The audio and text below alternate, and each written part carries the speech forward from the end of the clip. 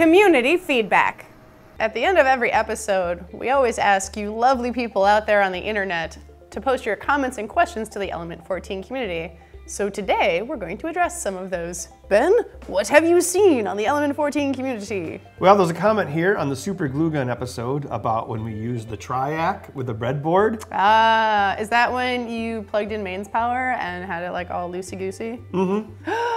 That's so dangerous, Ben. I mean, I'll probably get in trouble for saying this, but I don't actually consider 120 volts to be that dangerous. Well, you know, when we did the test, we made sure everything that was isolated, and you know, honestly, it was just the fastest way to hook it up. I mean, you can take apart something. As far as the breadboard thing goes, like the connectors in the breadboard, they're fairly hardy. I mean, you can look on the DC to AC side of a power supply, and you know, they have the AC going through fairly small wires. I mean, what do you think a fuse is? A fuse is an even smaller wire, and you still have AC going through it. So what you're saying is it might not have been the safest method, but at the time it was the fastest method. Yes. So don't try this at home.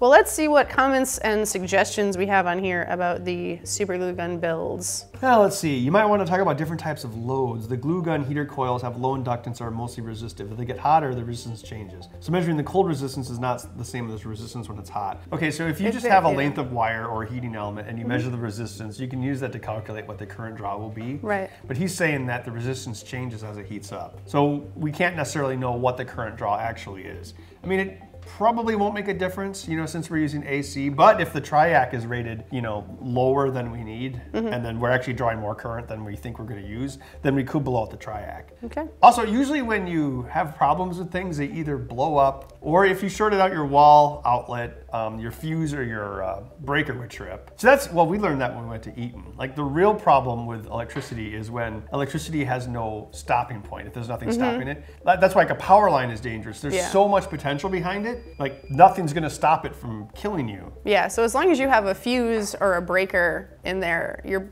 probably safe enough that it's not gonna kill you. Yeah, like a long time ago, like one of the earliest episodes, we made a giant death solenoid. That was dangerous. Why would you make it? Were you trying to take over the world? We were trying to crush cans with it. We were trying to like crush cans with like a electromagnetic piston. But we kept on blowing the fuse while we tripped the breaker. Hey gang, about thermistors, I created a very nifty Excel spreadsheet, which you guys might find useful. I was struck by the non-linearity of the thermistors. Okay, maybe we could look for that, but there are tables. They're like, hey, if you have a 10K thermistor, then here's the table of what the reading will be on the ADC for each temperature. And you know, I think as long as we're within 10 degrees, you know, it's not super accurate. Because as we mentioned earlier, we were turning the Triac on and off just so we could basically stay within 5 degrees of the target. Well, and glue guns are not, it's not like baking. You don't need to keep it at a very specific temperature. It's not that scientific. What about the surface of a pyramid? We had a big argument about whether a glue stick would melt at the top of a pyramid. Well, we were talking about the hottest temperature ever reached, the hottest surface temperature ever reached on Earth. I bet it which wasn't we on the assumed pyramids. would be in the desert near the equator. Probably in Death Valley, isn't it?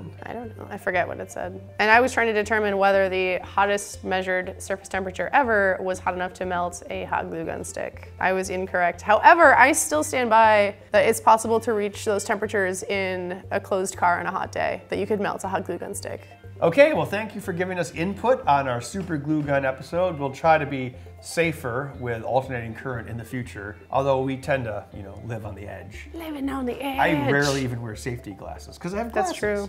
It's the unwritten shop rule of all shops. Glasses equals safety glasses.